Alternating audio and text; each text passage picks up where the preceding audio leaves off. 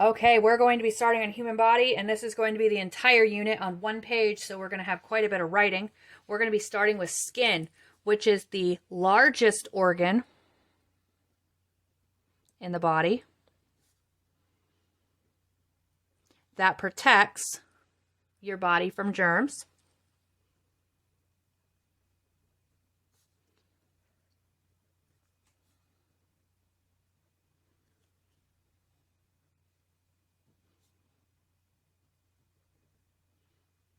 And keeps your body from drying out.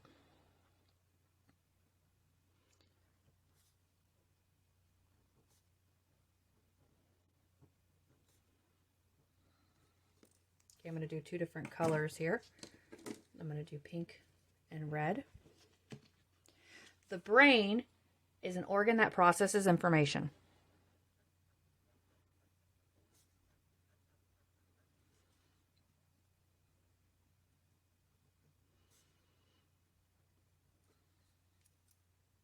An organ that processes info. See if we can zoom in here just a tad bit more. There we go. Your heart is the muscular organ that pumps blood throughout the body.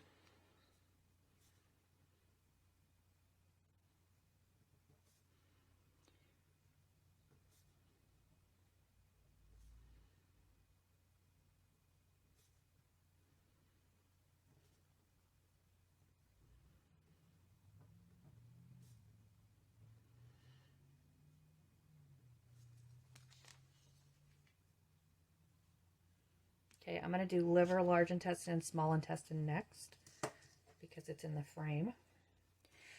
The liver is a digestive organ that makes a juice called bile.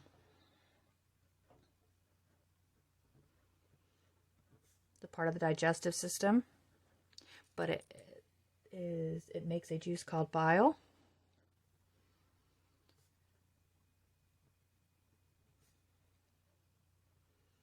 Now this is called an accessory organ because it does not physically hold food, but it helps with digestion. Oops, there's not a period there. Called bile, that helps break down large blobs of fat. Breaks down fat. We're just going to say helps breaks down fat. It's a digestive organ that makes a juice called bile that helps break down fat so that our body can process it more easily. The large intestine is a large tube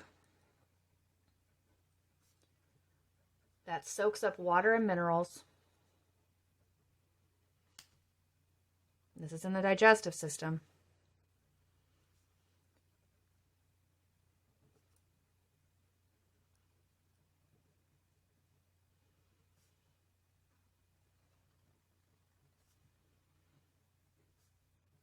This is the last place before solid waste, before poop.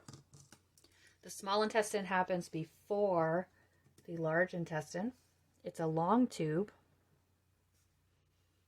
that digests the food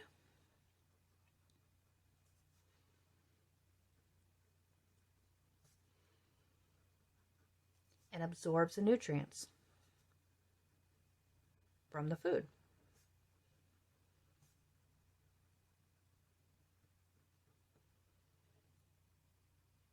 Your body needs. I'm just going to say absorbs the nutrients. So we're going to pause right there and finish taking notes on the first 6 organs.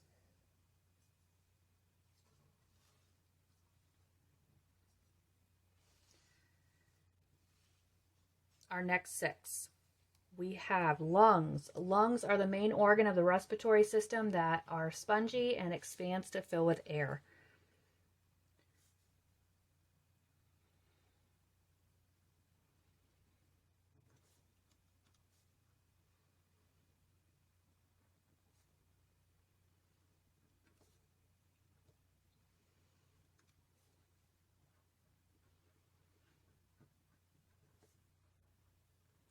Let's say fills with air.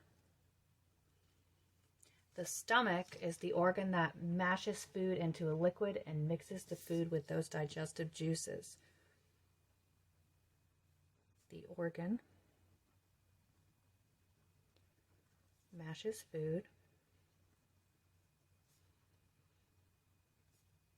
and mixes it with digestive juices.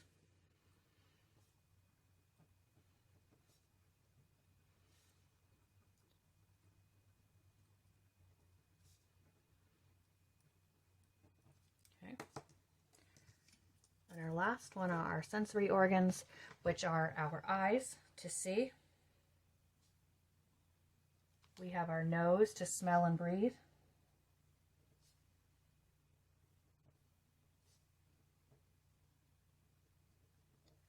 We have your tongue as your taste buds.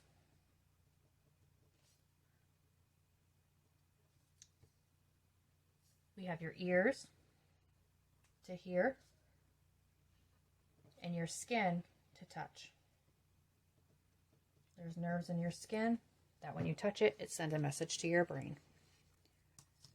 Okay, the pancreas is a part of the digestive system that is another accessory organ that helps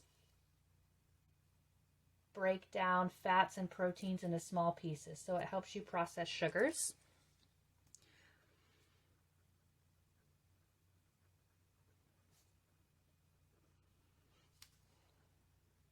It releases insulin and helps you process sugars.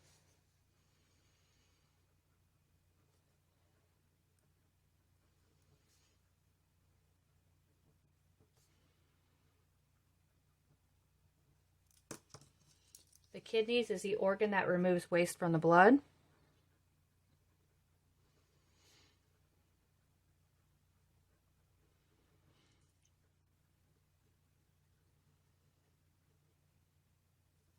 And regulates salt levels. Okay. And our last one, bladder, is an organ that stores urine until it's ready to be released.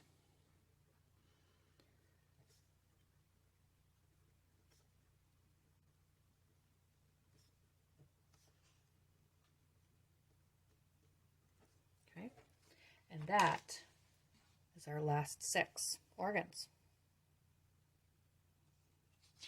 Okay, now we're going to turn, so that was page 24. We're going to turn to page 26.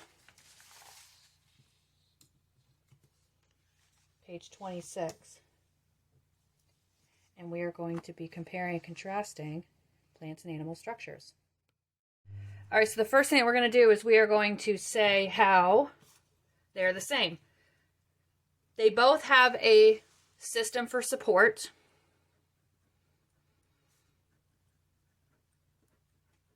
They have a system to protect themselves. They have a vascular system. They have some kind of sensory system. They have a respiratory system. And they have a reproductive system. The fact that they have those systems is what they have in common. Their systems are different between plants, humans, and animals. So humans and animals are together. Plants are separate. They both categories have a support, protective, vascular, sensory, respiratory. In the support system, stems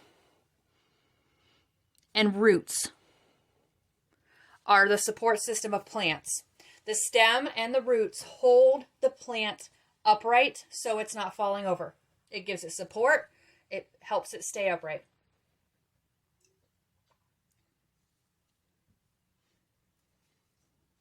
Down here, actually I'm going to go back and forth. Down here in humans and animals, the support is through their skeleton, whether it's an endoskeleton, which is what humans have, or if it's an exoskeleton like what crabs have. Some kind of skeleton is their support. Okay, the protective system in plants is a waxy covering. That helps protect plants, waxy covering. And for humans and animals, it is their skin. So we have a waxing covering for plants, and the skin is a protection for humans and animals. Now for sensory, how does it take sensory information from the world around them and put it into their either the plant or the animal and the human? How do they respond to that? Now, plants do not have brains, but they have roots, stems, and leaves, which allow them, the plant, to respond to stimulus, to stimuli. They do not have a brain. There's no brain in a plant.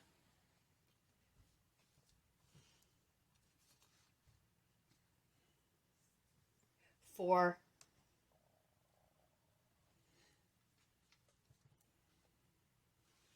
down here, we have ears, mouth, which would be your tongue, essentially, is your sensory organ, nose, skin, and eyes. That is what takes in the information, and then it sends it to your brain. Okay, so respiratory. How do plants breathe? Plants breathe through their leaves, and animals and humans breathe through their lungs. And gills if they're fish. Now the last one is reproductive. For plants, we have petals, the stamen. We have flowering and non-flowering plants.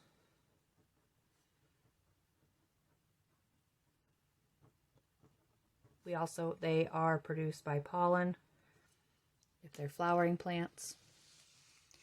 And then our reproductive system here is the ovaries and the testes. So I'm going to zoom out here a little bit.